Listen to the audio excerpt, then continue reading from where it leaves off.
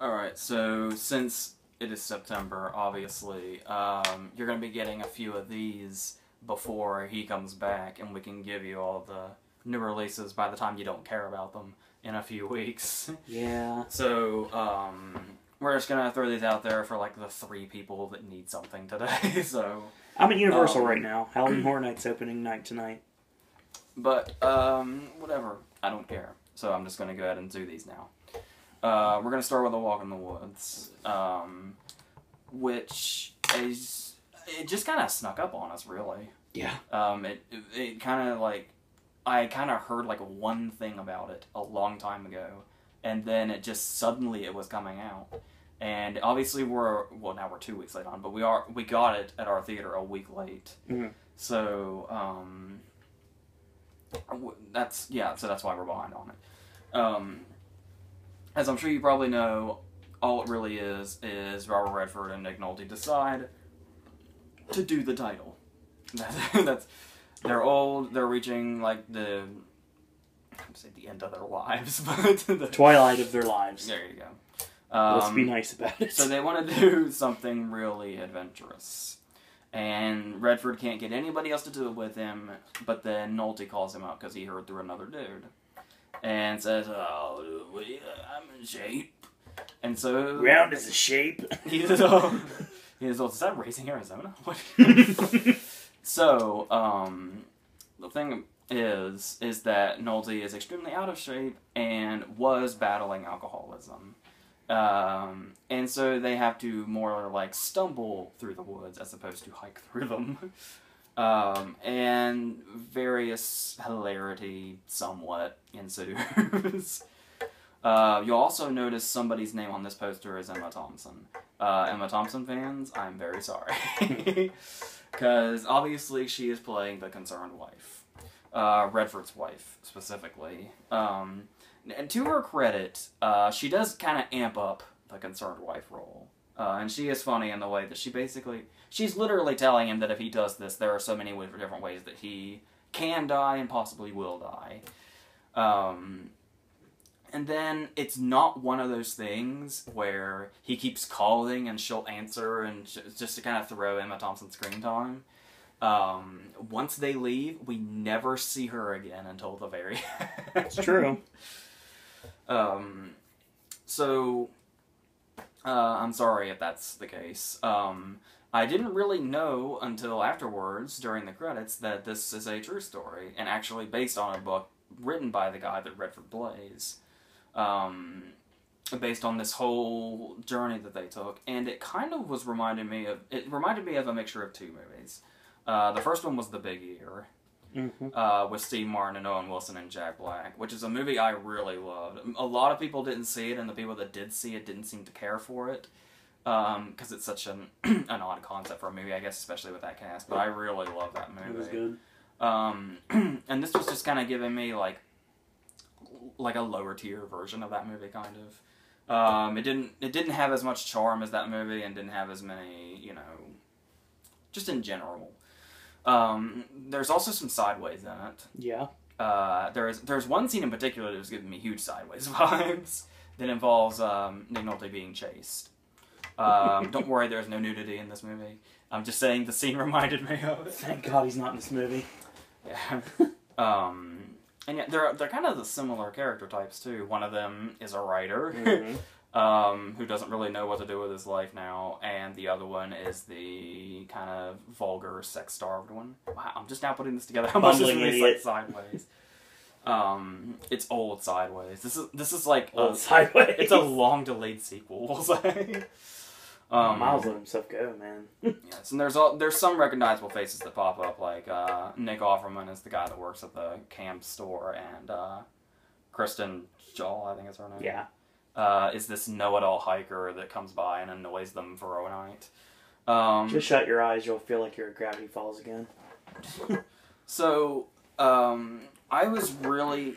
The issue with this movie is it's one of those movies that I really wanted to like, mainly because of the stars. Redford and Nolte specifically. And it kind of halfway through the movie, I started to realize how much I was trying to like it. Mm-hmm. But the thing about it, the issue here is that they are fine. There's really nothing that they do wrong. The issue is, well, for starters, they could have made Redford's character a little more interesting. Yeah. Nolte kind of gets the real... He's kind of the spotlight of the movie, and Redford's just kind of there after a while, despite the fact that it's supposedly Redford's story. Secondly is I kind of started to become a little aggravated at everything in the movie that wasn't them. To where they kind of, like, they knew they had Robert Redford and Nick Nolte, so they didn't really put much effort into the rest of the movie. They kind of just made it rest on their shoulders. Which I thought was kind of lazy and didn't do the movie many favors, even though they really do their best with it. And there are a lot of laughs specifically with Nolte's character, but after a while you start to realize that most of them are easy laughs. Yep. Like, most of them just come from being Nick Nolte stumbling around, screaming profanity, and saying vulgar things. And while you are laughing at it, it's one of those things where you just realize they don't do a whole lot to earn laughs. And there's really no big laughs either. They're just things that you kind of laugh at in passing, and then you forget about them. And you start to realize how kind of easy that is. And even though you're laughing consistently, that's still not necessarily enough of a payoff, really, from watching this. And there are some scenes where it's like, there are a few scenes where it kind of feels like deleted scenes. Yeah, I can see like that. The movie's not really that long. An hour 44 nowadays isn't that long. But there are scenes that really feel like they could have been cut. One particular scene where they break away from the trail to get a ride, and then they just go, and then they have pie, and then they just go back to the trail. And there's kind of like, they throw some things, like, for comedy's sake within that scene, but by the time it's over, you're like, number one, why didn't they just stay on the trail? And number two, what was the whole point of this? There was really not one at all. It's like it was a time filler in a movie that doesn't really need time filler.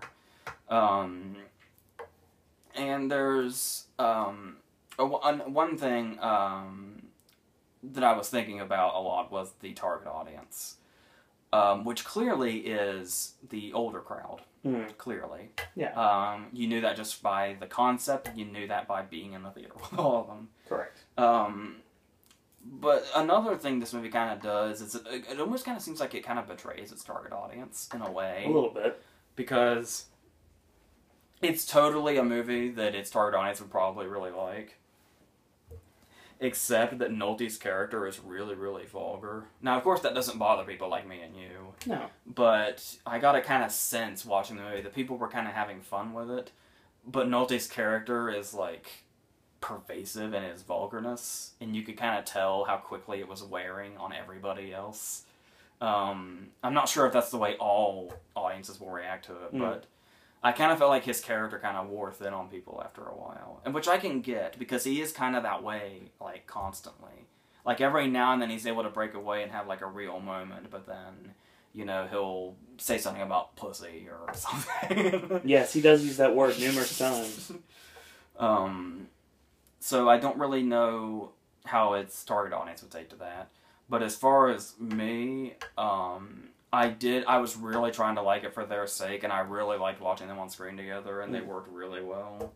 But after a while, I just kind of started to wonder what the point of it was, and the fact that, like I said, they just kind of threw their arms up and just said, well, we'll just let it rest on their shoulders. Whatever they do will be enough for a movie, and that'll be the end of it.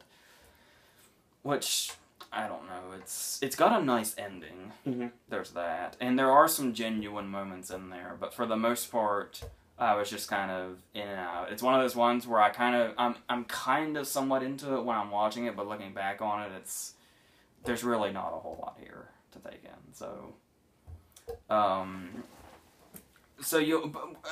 having said that, though, I guess that means that most people who go to a movie just to go to a movie, which should be entertained enough, because most of the time I think a general audience, maybe 3 times out of 4, when they go to a movie, they just kind of end up leaving it, and that's pretty much it. Mm-hmm. And this is a movie you can clearly do that with. So, Yeah, I try to like it, but there are times where it's hard to not like, especially when they're just really, really, on the screen. But for the most part, it's it could have been much better. Our second movie is The Runner. The Runner is the most recent Nicolas Cage movie. Oh boy. Are you excited? Please tell me he's a drug runner. I always love no. Dang it. He's literally a runner. He runs. But no. Combination. No. He's not a runner like runner. That's not what he does. It's like his hobby that we see him do every now and then. That's where the title comes from. He's actually a politician. And this takes place in Louisiana when the oil spill happened. Okay, right on. So, yep. Nicolas Cage as a politician with a Louisiana accent. Oh my god. It just sounds like gold, doesn't it? And this is that thing. I have to say this every time, but it's true. He's been in some really, really shit movies lately. I know, because I've seen all of them. Every single one of them that comes out. But he's just so fun to watch. He always, like a new movie comes up and it just looks so bad, your immediate response is, what's Nick Cage gotten himself into now? Let's take a look. That's usually how it works. And it's usually a lot of fun. Sometimes there's some little things in there like Stolen and Seeking Justice. I got guilty pleasure out of those. I'm sure they're kind of bad, but there's still like a fun quality to them, especially when Cage is able to just go all out. Like Rage. My god, Rage was insane. But then you have stuff like Left Behind, where they just kind of make him sit there and you're like, man, where's the Cage that I know and love? This one's just here. Look what you're doing to me, Cage. You're killing me in front of everyone. He's laughing in the background. So, the main issue here, though, is the fact that he is a politician. And what's happened here is he's got himself involved in a scandal. He has been caught fucking a fisherman's wife. Just another day for Nick Cage. Yes. And of course, the issue here not only is the fact that was somebody's wife. I don't know what the significance of him being a fisherman was, but they really made that a big deal. I don't know. But obviously he's married also. Okay. To an actress that we know. Oh my god, who was in this movie again? God dang it, hold on. Connie Nielsen, I think. Is it? That makes sense. Is it? I'm really not sure, though. We'll find out. So, okay. I got this. So his main issue here, let me tell you what this movie is about. It's not really about the oil spill. Yes. It is Connie Nielsen. She's in the cast, yes. Okay, I'm pretty sure it's her. Okay, and then there's the whole scandal thing. What the real plot of this movie is that his character just cannot stop fucking. He can just not stop fucking. Just another day for Nicolas Cage. Because he has his wife, of course, then there's the fisherman's wife, then he's banging somebody else, and then there's a whole plot point where he starts banging Sarah Paulson, who he's business partners with, who is also married. His life is just a whole clusterfuck of fucking. That's all it is. And it's one of those cases where I don't know if they were trying to do something here, like profound and shit, but there's one particular scene where he's with one of the girls that he's banging on the side, and she's like leaving, and he's like, wait, just come and sit with me a minute. I just need something. And then he goes home, and then his wife's all angry, and he's like, wait, just come here and sit with me just a moment. And I started to wonder, were they trying to make a point that he says the exact same sentence to his wife that he did his girlfriend? Or did the writer just literally copy and paste what he just wrote? And he is that lazy. I don't know. It could be either one. You can give it the benefit of the doubt if you want to. I don't know that I can. Because other shit happens in this movie, too. Another thing about the Sarah Paulson story is the whole thing is about him being involved in a scandal, right? Mm-hmm. For fucking people. Yeah. So, what happens here, though, is he's got a wife. There may or may not have been a relationship going on, like a real relationship going on with the fisherman's wife. But there is a whole segment of this movie where he's going around with Sarah Paulson doing stuff Once again, they are both married. They're on the verge of divorce, but still they're both married, and this is a secret affair. This whole segment where he hangs out with Sarah Paulson is treated like a romantic comedy. You got the music going, you've got the smiles, you've got the driving around on countryside, you've got going to festivals and cookouts and shit. It's all really confusing. And it's one of those movies too, where when it's kind of trying to be somewhat, maybe not thriller-like, but dramatic, it's one of those, maybe I'm getting nitpicky here, but just hear me out. And if you've seen enough of these movies, you know exactly what I'm talking about. This is one of those movies where as Cage is like driving around in one scene, and there's that generic score playing, you know, just like that, you know, drama's happening score as he's just driving around or doing something else mundane. Just an immediate thought jumped into my head, and I was thinking, if I was the director of this movie, there is just absolutely no way I could put that music in a movie and think this movie's going to be good.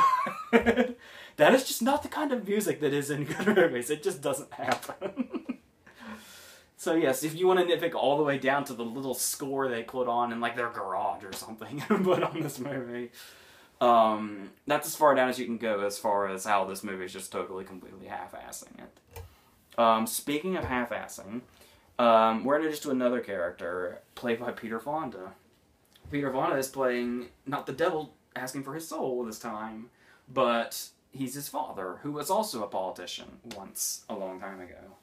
And when we are first introduced to this character, Peter Fonda's character, he like pulls up in a limo, and he's got like, you know, cameras around him, and like he's big news and everything when he arrives, and he's like, he's got this whole royal treatment going on. He like levitates to the door. He's just that royal. So he's clearly the bee's knees of this, whatever's going on, or what he used to do, or whatever, just in the public eye in general.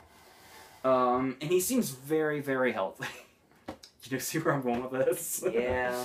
Well, to create drama for this movie, after this big introduction with Peter Fonda, suddenly for the rest of the movie he's dying in the hospital.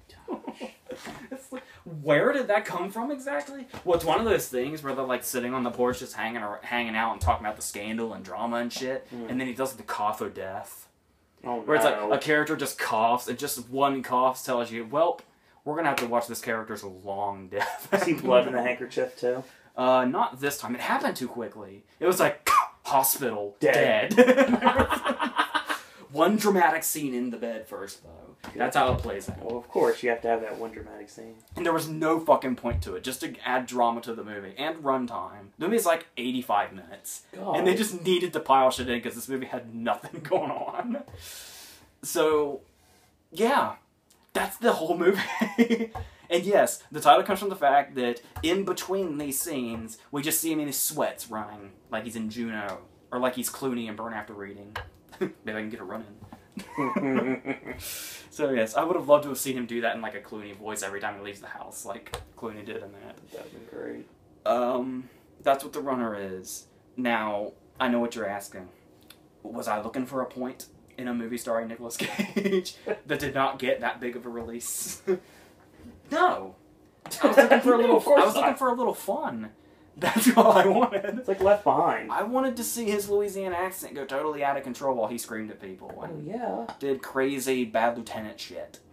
You know. Yeah, I can understand that. Shoot him again. His soul is still dancing. Nah. He's just kind of here hanging out. So. It's all about a paycheck. Yeah, but, you know, dude needs to do what he needs to do, I guess. Yeah. He'll come back around. He'll give us another Rage or something soon enough. I'm sure. I'm still forgiving him for Joe. Like, you know, Joe gave him like 3 years free pass. I agree with that. I'd say more than 3 years. So yeah, we're good. We're good, Cage. Just be a little crazy next time. It's fun. It's fun to watch you behave like a zoo animal. That's the whole thing. Never heard it referred to as behave like a zoo animal. Well, that's why he considers himself an extremist. True. Because he just, at times he'll do it really downplayed, and then when you're least expecting it, he'll just go off. And you're like, yes, this is why we love Cage. Of course. This movie, though, didn't give us that. But I'm sure that's more the movie's fault than his. He probably tried to go wild, and then the director was like, we're making a serious drama here, Nick. And then, we can just watch his movie and laugh. You do realize that you hired me. Yes. This doesn't seem like a very well thought out decision. Our third movie is American Heist. Now, okay, so this premiered at TIFF last year. A year ago. God. And I don't think anybody said a thing about it. And then when the trailer came out, everybody laughed at it. Because it looked like this really straight-to-video piece of shit thing. It just wouldn't did. And we know, and okay. And yeah, it really put people off that the stars of this movie are Adrian Brody, okay, Hayden Christensen, and Akon. What? Akon? So, and he, all three of them are also producers on it. So this was like a whole joint effort.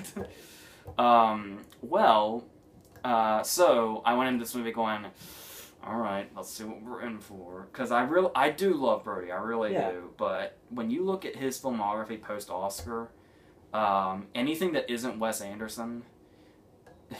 Cadillac Records. Well... I like that movie, actually. It just came and went, though. Well, yeah, it's not memorable, but it's something I enjoyed. So I went into this movie concerned, because Hayden Christensen's actually the star of it, and Brody's kind of like they're both kind of the stars of it, but Christensen's character more so. Okay. And they are brothers. They both went to prison. Christensen only got like 16 months or something, and Brody got out after 10 years, after this thing went down. And they've reunited, and now Brody is here with Akon and another guy. Their names are Sugar and Ray. And they're putting a job together. There's not a third guy named Leonard? Yeah. So, that's what it is, basically. Brody's the kind of character that's... Because they helped him out in prison, so he owes them. That's the issue. So they're going to perform a heist. I like this movie. Like, I mean, for a while there, I was like, I don't know, maybe we'll see. But once it really picked itself up, there's actually some really good stuff in here that most people probably won't see because they'll see that trailer or they'll see, Hayden Christensen or whatever, and they'll say, no thanks. But after a while, I dug this. It's one of those things where there's a lot of things that are kind of unnecessary. Like, it's one of those movies where the beginning of it is something going down, and then it says, like, earlier that day, like 24 hours ago, and then we back up, and we see where it got to that point. And we learn there's really no reason to do it that way. Because there's no real big thing going on here. Sorry, I was choking on myself. I looked like I was spazzing out for a second. So with that there, I was kind of like, well, this is going to be one of those movies, isn't it? But it wasn't. Well, I'll tell you one thing. This is one of those movies where I didn't know that I liked it until there was like half an hour left, and it like really, really took off.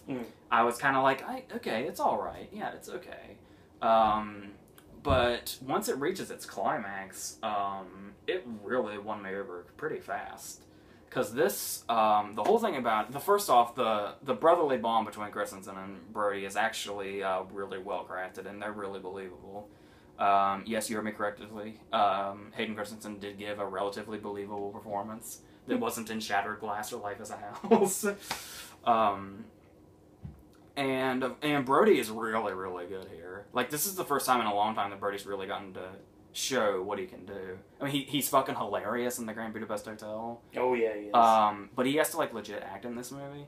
Now, I can understand, given this performance, that it's still a performance that people could easily brush off. Especially, there's one particular scene where I was kind of like, because it's a very serious moment for him and a very dramatic moment where he reveals something to his brother. And it's kind of the writing, and I guess the way he so abruptly says it, could probably get a big laugh from any audience, really. But it's actually like a really serious moment for him. So it just kind of depends on the type of person you are, how you react to that scene. So there's that. But once we reach this heist, the thing I was worried about was, You ate too fast. This is the heist they've been building up to the whole movie. So this is where the whole movie lies. And if this is shoddily done, then we're in trouble. So the heist begins, and it kind of starts off kind of like, you know, like the heist in Killing Them Softly at the beginning, the poker game. But then it gets bigger and bigger as it goes. And honestly, now don't kill me for this, because I'm not saying they equal each other. I'm just saying they really have echoes. By the time this heist is over, it's really, really reminiscent of the heist in Heat. I figured that's where you're going. The heist in Heat and the one in the town. Mm. It's very similar to. And while it's definitely not those movies, it really holds its own in this scene. This is a huge ass scene. This is like the entire last half hour or 40 minutes of the movie. This heist is. And they really go big. I was really impressed with like the last third of this movie. That's just when had it stayed in tone with what the first and second thirds were doing, it still would have been like, okay, this is fine. Like they're once again, it's not really like this. It's just kind of what reminded me of it. Their brotherly bond is similar to me with Norton and Furlong in American History X. That's kind of what their bond reminded me of a little bit. So I'm throwing a lot of big movie names in this. Really are. And I know people are gonna watch it and hate it. I just know they are. But I was really into this movie once it reached the final act. It just really, really goes big in a way I was not expecting, and I was really impressed with it. So yeah, that's pretty much what that is. There's another character in here. It's Jordana Brewster is in it as Hayden Christensen's love interest. That's it. That's all she does. She does even less than this than she does in the Fast and Furious movies, and that is very little. That's saying a lot. So there is. I come to think of it, I can't think of a movie that she played a character that was really worth being there. I don't know. Ouch. So there is. That's nothing at her. That's just the character she just happens to play. She's also typecast, kind of like Michael Ealy is. All right, our last movie for this video is Welcome to Me, which, by the way, this and American Heist are both on DVD now, if you would want to seek them out. Welcome to Me, you probably heard, is an indie movie starring Kristen Wiig. It's got a lot of people in it. This cast is huge. And the producers are, of course, Adam McKay and Will Ferrell. And the director is Adam McKay's wife, who is also Jeremy Piven's sister. Everybody's connected somehow. And the plot of this movie is Kristen Wiig is on a bunch of meds. She has a lot of problems. And she goes to see her doctor, her therapist, who is Tim Robbins. And this is her thing. She hangs out with her best friend, who is Lena Cardellini, and she stays home and just watches. She keeps she's had her TV on for 11 years, and it's never turned it off. Because it's like another part of her. And she stays up late and she watches this show that stars Wes Bentley. In character basically doing like a safari thing or something. I couldn't really get a vibe of what his show like the Croc Hunter, basically? But I don't know. It was like on a sound stage, so I don't know. I don't know what was going on. But, right on. This eventually leads to her winning the lottery. She wins millions and millions and millions of dollars. So she goes to the network heads, who are Wes Bentley and his brother, who is James Marsden, and the main heads who work there, who are Jennifer Jason Leigh and somebody else. I'm sure I'm missing. I've got the cast list right here. So. And she buys a time slot for a show that's just her. She quits. She pays Tim Robbins to quit giving her meds to get her off of them, and then she goes on live TV off of her meds and just does things.